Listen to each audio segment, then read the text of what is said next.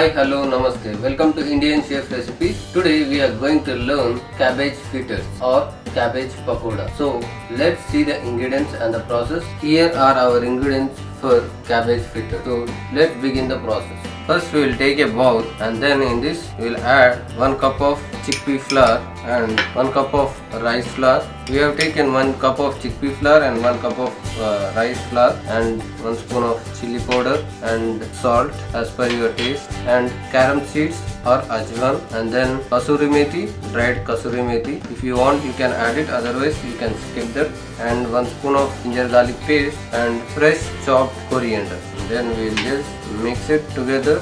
Then we will add water and make it a thick slurry. I have already mixed all the ingredients in this. Now I will add some water.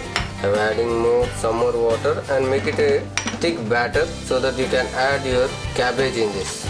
Just I have mixed. Now it's time to add the cabbage, shredded cabbage in there.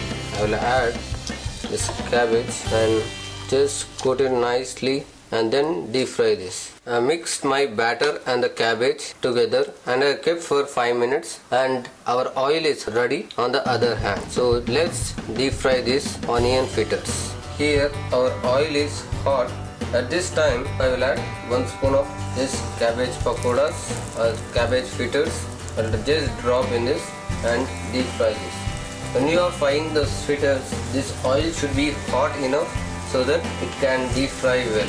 You can see our cabbage fritters is turning into light brown color, and you can see it is very crispy. At this time I will just take it into a tissue paper. I just remove all the fritters with the help of the strainer and strain out all the oil, then put it in a tissue paper, and I will have this along with tomato ketchup. Hope you enjoyed today's recipe, cabbage fritters or cabbage pakoda. Hope you all enjoyed our recipe. Please do like, comment and share with your family and friends.